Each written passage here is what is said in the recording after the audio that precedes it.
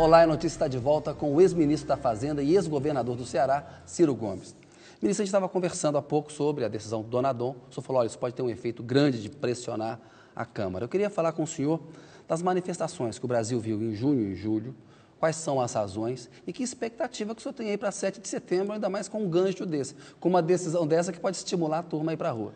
A razão básica, na minha opinião, é que há no Brasil um colapso, vamos dizer, da legitimidade operacional das instituições. Vamos ter clareza aqui. Todos os mandatos brasileiros são legítimos. Não há outra forma de constituí-la, na minha concepção, fora do voto popular, universal, secreto, enfim, e obrigatório, salvo para os 16 anos e acima dos 70. Ok. Dito isto, a democracia moderna exige que sua estrutura representativa renove essa legitimidade na operação dos mandatos. E isso colapsou. Colapsou por eleição de Renan, colapsou por esse camarada que botaram na Comissão de Direitos Humanos, colapsou por agora, gravemente, uma demonstração estúpida dessa de botar um presidiário para se defender e, em seguida, manter o seu mandato, o cara no chilindró. Isso é inacreditável. Então, essa legitimidade operacional colapsou. E a coalizão PT-PMDB, para que ninguém me cobre de novo, meu partido faz parte dela, embora seja completamente periférico, mas faz parte, está lá dentro, portanto é corresponsável também, imagina que cooptou tudo que está posto de organização na sociedade brasileira. Os sindicatos são controlados, as centrais sindicais são controladas por nós, as entidades estudantis são controladas por nós. Aí nós botamos as lideranças sindicais, estudantis, não sei o quê, todas para relativizar nossas contradições, todas para explicar o inexplicável e, basicamente, para encerrar a história. Num país cuja contradição de miséria, de desigualdade, de violência, de colapso da saúde, de estradas desburacadas, de portos caros, de impostos inexplicáveis, de previdência injusta, tudo no Brasil está precisando de um debate. E agora tudo que é antena da sociedade, teoricamente, para colocar esse debate, está governista. Isto é que explica esse colapso na rua. Né? Por que naquela data? Porque houve a Copa das Confederações, isso é tudo tese minha, né? Merece que os sociólogos aprofundem. Mas qual é a sua avaliação? Mas eu sou um velho militante da causa, né? O Brasil acordou, mas eu estava acordado esses 36 anos. Então, eu fui para a rua muitas vezes, eu não me importo nem com o caráter mais ou menos pacífico, me importa mais a causa, a despolitização da causa, enfim, o protesto pelo protesto e o caráter protofascista que assumiram certos grupos. Mais radicais ali, não é né? nem o radicalismo, não, é a negação da política. Negação da política. Negação da política. Isto é fascismo do puro. A única vez que a humanidade experimentou isso, deu no Hitler e no Stalin, as duas únicas vezes, que é mais ou menos o mesmo fenômeno, e isso não serve para nós. Isso. É preciso recuperar a política e ocupar o espaço, ocupar a política com essa energia toda, voltando à causa. Então a população viu o seguinte, ora caramba, para a saúde não resolve nada, então tempo explicando que falta dinheiro, que é muito caro, que tem um problema institucional, que revogaram a CPMF e tal. Para a educação tem sempre um prestão, para a polícia, para a violência, tem sempre o dinheiro, não sei o que, nós estamos aqui aguentando tudo. Mas vem uma história de Copa das Confederações, de Copa do Mundo, os estádios são lindos, as ruas ficaram maravilhosas, as dificuldades institucionais foram superadas. Tem um mundo mágico diferente do meu aí. O dinheiro apareceu. Né? E aí tem uma imprensa internacional, vou para a rua dizer, eu também quero padrão FIFA, que eram as faixas mais interessantes que tinham, eu quero saúde padrão FIFA. E é exatamente essa a explicação. E o senhor acha que as respostas que a presidente Dilma deu, por exemplo, a ideia de uma constituinte, um plebiscito... Aí é o seguinte, aí se revelou de forma patética aquilo que já está na origem do governo Dilma. É uma grande presidenta, uma mulher de grande valor, cercada de uma equipe, deixa eu ver se eu escolho o adjetivo aqui, deplorável. Mas é ela que escolhe a equipe. Pois é, isso é um erro dela, mas ela precisa corrigir isso. Então, veja bem, a primeira reação dela foi não reagir. Na véspera daquelas manifestações, a presidenta Dilma estava com altíssimos níveis de aprovação. E aquilo não era contra ela. Pouco antes ela estava com 65, aquilo não era contra ela, esse movimento nas ruas não era contra ela, era um conjunto que era contra essa estrutura representativa da qual ela pudesse até ser ressalvada como exceção. Mas o que ela faz? Demora, não interpreta, não lidera aquilo, se sente vítima daquilo e... Isso é tudo assessoria. 5 dias depois, vai para a televisão e traz para o colo dela o alvo das manifestações, que não era ela. E traz como? Fazendo 2 movimentos práticos. Primeiro, fala demais, eu nem lembro o que ela falou, de tanto discurso comprido que só... Tinha que ouvir as suas, que ia dar respostas, enfim. Não é assim, rapaz. A população gosta de ser liderada. A população, naquele momento, especialmente, queria uma referência. Aí ela pega e diz assim... Eu vou fazer uma reforma política por uma constituinte. Ela propõe um golpe de Estado na TV. Inacreditável, menos de 24 horas ela percebeu que estava errada e o camarada que sugeriu isso, nem sei se foi algum desses meus queridos amigos que estão ali do lado dela, porque isso é um problema meu, que eu gosto de todos eles. Mas assim, não pode fazer isso, botar a presidente para propor um golpe de Estado na televisão e no dia seguinte ela se arrepender e ninguém foi demitido. Aí propõe, como resposta àquela confusão das ruas, o programa Mais Médicos. Inacreditável. Quer dizer o quê? Que nós não precisamos quebrar essa equação corporativista, exacerbadamente corporativista, que a classe médica brasileira tem, infelizmente, assumido, com muitas e generosas exceções. A minha vida já foi salva por médicos que me parecem muito mais anjos, muito mais santos do que pessoas humanas. Mas, assim, pensando publicamente, você tem problemas graves. Falta atenção básica de saúde nos rincões brasileiros. Por mais que você pague 20 mil reais, 30 mil reais, não vão. Isso. Você tem hospitais como o Hospital de Sobral, na região norte do Ceará, que é o hospital de ponta do Brasil, feito com os melhores, a imprensa do Sul só escolheu porque houve um show da Ivete Sangalo na inauguração. Mas é um hospital de ponta, é o melhor hospital do interior do Brasil, os de São Paulo, inclusive. Pois bem, tem dificuldades em alguns setores porque paga-se 12 mil reais por 3 plantões, por 2 plantões, eles não vão. Nós estamos mandando médico de avião. Pois é, então Mais Médicos é um bom programa, então, veja, já vinha sendo discutido. Mais Médicos, eu estou relativizando as coisas como tudo, nada é A ou B. Isso nós precisamos aprender no debate político brasileiro. Então, o Mais Médico vinha sendo gestado como uma coisa oportuna, mas precisava concluir como? Conversando com as corporações, discutindo com elas, aperfeiçoando, recebendo Improvisou para dar uma resposta. Improvisou para dar resposta. E não era isso que estava se pedindo. Aquilo ali era a classe média urbana, meio riquinha, meio classe média que estava na rua. Pouco importa para ela se tem faltando médico no interior. É isso que eu estou dizendo, respondendo a sua pergunta. Então, a resposta foi desastrada. Resultado prático. A vinda dos médicos cubanos, você acha uma boa? Agora, sem dúvida. Sem dúvida, sem dúvida. Inclusive, eu quero pedir desculpas ao povo brasileiro pelo gesto absolutamente inexplicável que meia dúzia de cearenses vestidos de médicos fizeram lá em Fortaleza. Peço desculpas, assim, humilhado, porque o Ceará é o oposto daquilo ali. Nós somos extremamente hospitaleiros e, infelizmente, tem uma pequena burguesia que tem agora agido lá pensando que pode fazer qualquer coisa. Desculpa o Brasil por aquilo que o cearense nunca jamais faria com qualquer pessoa, muito menos com um médico que veio se sacrificar para atender nosso povo no interior. Ministro, bom o senhor falar isso, parabéns, porque de fato é um absurdo, ou seja, é xenofobia, é preconceito, né? E o Brasil é um país de imigrantes, teve até racismo, porque por desgraça ela estava passando um médico negro. Isso, exatamente. É uma coisa, enfim, não é boa. Ministro, o senhor abandonou a intenção de ser candidato a presidente? Assim, de brigar para ser, faz tempo. Agora, se quiserem que eu seja, eu estou na área. Estou estudando, permaneço ativo, permaneço viajando. O sentido da minha vida é o Brasil, enfim. E eu gostaria muito de servir esse grande país como seu presidente.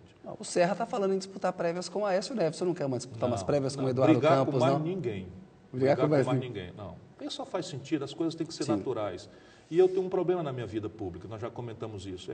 Eu nunca tive como sedimentar uma tradição partidária. Por razões muito pessoais da minha história, por razões de compromisso com o país, com o meu ideário, com meus valores. E eu acabo não tendo influência em nenhum dos partidos que eu ocupei. Mesmo tendo sido um dos fundadores do PSDB, por exemplo, eu tive que sair do PSDB, porque o PSDB traiu todo o compromisso que nós tínhamos falado, escrito, etc, etc. Então, não é a primeira vez que eu vivo uma situação de isolamento, mas, enfim. Sair para um outro partido? Não, chega também. Nenhum partido melhor para mim há do que o PSB. Acho que está errando gravemente, errando no conteúdo, porque nós não vamos chegar a disputar essa hegemonia PT-PMDB com argumentos práticos, com um minuto de televisão, com conchavos.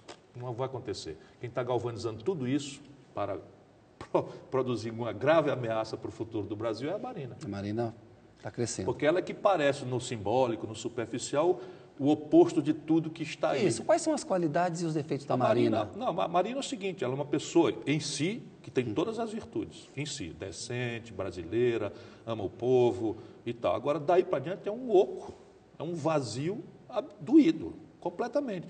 E preenchido este vazio com alguns preconceitos e equívocos que derivam dessa o Lobão é genial, dessa clorofilocracia, né? É muito boa essa clorofilocracia religiosa dela, né? Repare bem, o que o Brasil está farto? Da imoralidade e da esculhambação. A Marina representa um moralismo difuso. Ora, alguém aqui pensa que a Dilma é desonesta? Vamos ter, por mais radical que seja quem for da oposição, da direita para a esquerda, quem é que duvida da decência da presidenta Dilma? E daí? Não adianta a Marina ser séria. Se ela deixar o povo votar nela, acreditando que ela chega lá e ela chegando lá acaba a corrupção, ela cai. Ela cai. Quase derrubou o Lula no escândalo do Mensalão. Aí depois você tem essa coisa do ambientalismo difuso, que é muito caro para as novas gerações, elas estão todas sendo educadas. Ora, mas veja bem, o ambientalismo difuso pode muito bem ser defendido por uma fração verde clorofilocrática da sociedade, e nisso presta-se um grande serviço. Eu sou o fundador da Comissão de Meio Ambiente, da primeira de Assembleia do Estado do Ceará, do Nordeste, corri o ano da graça de 1983, ninguém falava nesse assunto, eu fundei a Comissão de Meio Ambiente. Eu tomei a iniciativa de pressionar pela área de proteção ambiental de Jericoacoara, que hoje é um parque nacional. Eu fiz todos os parques urbanos de Fortaleza, o Cocó, a Sapiranga, o Maraponga, enfim.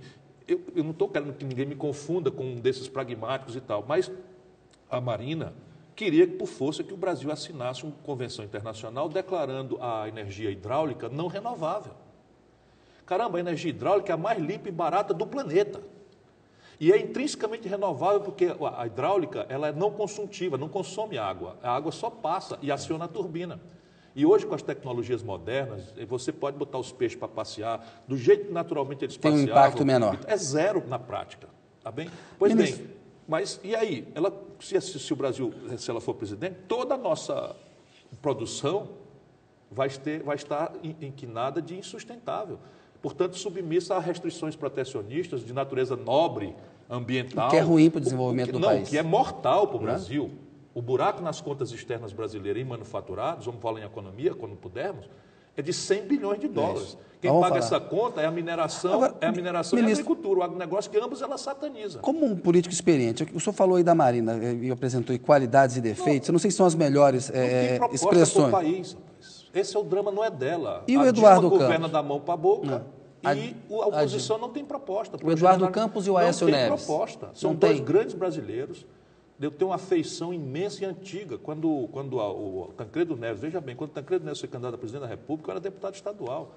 Eu ajudei a escolha dos delegados do colégio eleitoral e ele me chamou para me agradecer. Eu dei essa foto para a irmã do Aécio, está lá no museu em Tiradentes, em São João del Rei, enfim. E eu conheci o Aécio, garoto, embora seja mais ou menos da mesma idade, secretário particular do Tancredo. É uma amizade antiga de respeito. Foi um senador, foi governador de Minas. Mas cadê a proposta? Cadê a ideia? Por que nós devemos escolher o Aécio e não a Dilma? Por que nós devemos entrar para a coalizão PSDB com o mesmo valor do PSDB, do Fernando Henrique, que substituiu um socialismo difuso, maravilhoso, pelo qual eu também me encantei, por um neoliberalismo tosco que quase arrebenta o país, para não dizer arrebentou o país?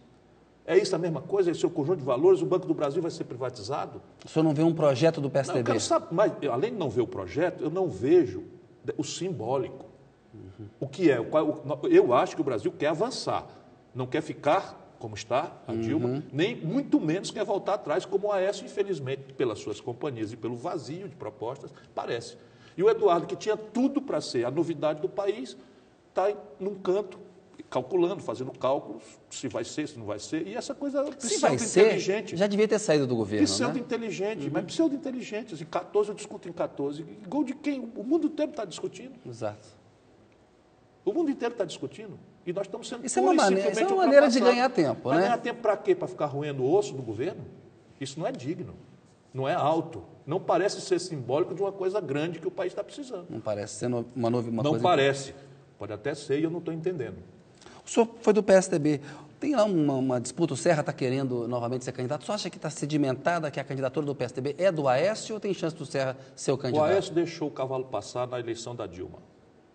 Não que eu não tenha dito para ele 1000 vezes. Como já tinha ali uma exaustão de um ciclo, se ele tivesse uma conversa particular com o Serra, e os homens nessa época são pequenos, esse é o problema, o país está com grandes problemas, a história está precisando de grandes gestos, o povo está energizando a política e não há interpretação na liderança, no debate brasileiro. Isso é o que mais me incomoda no Brasil. Né? Porque o debate é que vai esclarecer, o debate é que vai qualificar os nossos rumos, senão nós vamos ter uma sucessão de novo em que a Dilma passou a campanha inteira, sendo uma desconhecida naquela época, o país tendo gravíssimas questões econômicas, estratégicas, de inserção internacional, de relações, enfim, de renda interna, de infraestrutura, e a Dilma passou a campanha inteira acossada pela propaganda do Serra de que era a favor de aborto. Não é possível que a gente chegue em 2014 assim de novo, porque o Brasil não aguenta. Essa é a questão, o Brasil não aguenta. Isso eu acho que o Aécio errou, então, quando não foi candidato em 2010. Errou feio. Agora, o Serra vai fazer o que faria com ele naquela data, só que naquela data ele estava muito mais empoderado. Vai desgastá-lo, vai enfraquecê-lo, porque o Serra só pensa em si. O Serra não tem o menor apreço pelo Brasil, nem por ninguém. O senhor acha que a presidente Dilma será reeleita ou não? É a favorita. Agora, ela podia minimizar os riscos se ela fizesse o óbvio. De novo, é o óbvio. Diga. O parlamentarismo, quando tem uma crise dessas proporções, o parlamentarismo tem 2 fusíveis. 2. E o mundo inteiro é parlamentarista. Quais são os 2 fusíveis? Se o governo tiver com a razão, dissolve o Congresso e convoca eleições antecipadas, que era provavelmente o que aconteceria no Brasil. Se o governo não tiver razão, cai a coalizão de governo e uma nova maioria do Congresso monta e restaura a confiança da sociedade representada no sistema representativo. O presidencialismo só tem um fusível e é isso assim muito fraco. E quando ele não é exercitado oportunamente, ele vai ficando mais fraco ainda. Que é qual? A reforma do Ministério. Ela tinha que ter tirado alguns ministros lá. Ela tem que anteontem trocar. Se ela fizesse isso, ela restaurava completamente as expectativas. E ela vai ter que trocar a força. Onde ela vai ter que trocar, o senhor acha?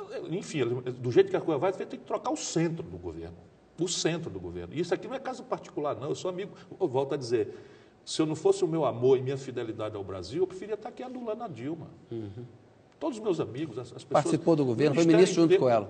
Colega dela, 4 anos, mais do que colega, amigos e tal. Eu torço por ela, ela sabe que no sacrifício ela conta comigo, enfim, mas é inacreditável. E eu estou falando de amigos meus. Agora, as respostas que o Manteiga está produzindo para o tamanho e para a complexidade da crise econômica brasileira são patéticas. E chegam a escandalosos, porque o favor de renúncia fiscal para estimular o consumo de carros e etc., etc., deu 35 bilhões de reais. Com 35 bilhões de reais, você constrói uma refinaria de petróleo. E o maior buraco nas contas externas brasileiras que está produzindo é a Petrobras, que é uma empresa que está sendo destruída por esta Estão segurando o preço da gasolina. Isso é inacreditável, mas isso tudo é cuspir para cima, Kennedy.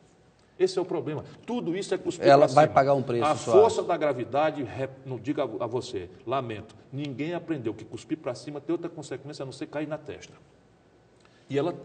E assim, a qualidade da equipe, não é qualidade moral, pessoal, que ela até fez um esforço grande e tal. É assim, as pessoas não estão à altura do tamanho do problema. A questão do Guido Mantega, que está na Fazenda, o centro do governo também tem ali Casa Civil, que é a Gleice Hoffmann. Sim, mas tem planejamento, que a gente é muito querida minha, mas também não está formulando.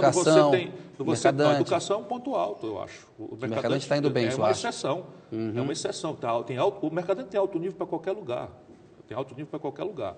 Às vezes erra na política, não é? Porque é excessivamente paulista, não entende propriamente o Brasil. Mas é um quadro de altíssima excelência que é assim, ela devia procurar um Ministério de Mercadantes. Para resumir aqui, como o Collor procurou um Ministério de Jatênis, né, naquela época. Só que o Collor fez a destempo e não deu certo. Só acredita não volta Lula? Acredito bastante. Acho que é o que eu acho que ele está conspirando para isso. Acha mesmo? Acho. Ele tem dito que vai apoiar a reeleição da da Dilma. Dilma. De manhã não serve para de tarde. Isso aí já está muito claro para mim faz muito tempo. Trabalhou com ele muito Sim, perto. Mas eu conheço bem. O Lula tem conversado? Não, tenho não. Não tem conversado? Não. Perdi o prazer de conversar com ele. Porque o senhor falou, a Dilma é favorita à reeleição, mas o senhor não descarta o Lula ser candidato e acha que ele trabalha para ser? Acho que ele conspira para ser. Nem que seja humanamente para não ser, entendeu? Mas ele adora essa ideia de ser bafejado e todo mundo vai visitá-lo lá no Instituto e não sei o quê. E se ele não fosse, o que é que ele tinha feito agora rodando o Brasil inteiro nas campanhas municipais? O que o senhor acha que ele deveria ter feito? Não, ele tem que ter um recato. Não deveria ter feito. Um mínimo de recato de ex-presidente e um máximo de recato com os aliados. Isso acha que seria uma boa ele voltar? Aí tomou uma troletada no Recife, tomou outra troletada em Belo Horizonte, tomou outra troletada em Fortaleza, pronto, já saiu desse tamanho. Mas ganhou São Paulo com o Haddad. Sim, ganhou São Paulo com o Haddad, ok. Seria bom para o Brasil uma volta a Lula? Não. Por quê? Péssimo para o Brasil e muito péssimo, se eu posso dizer assim, para o Lula. Por quê, ministro? Porque um país como o nosso precisa reciclar, nosso país precisa renovar, as nossas estruturas representativas se esclerosam muito rápido, as pessoas se corrompem muito ligeiro e é preciso que nós não caiamos nessa crença de um chavismo. O Chaves é explicável na Venezuela, porque ali na Venezuela é a coisa mais podre, mais desagradável, mais ele é resultado do descaso das elites venezuelanas. E foi bom para a Venezuela. Mas esse episódio aqui, personalismo, do caudilismo personalista, do pai dos pobres aqui, termina no suicídio, como deu no Getúlio. Ministro, pedir licença mais um minutinho, a notícia volta daqui a pouco com Ciro Gomes.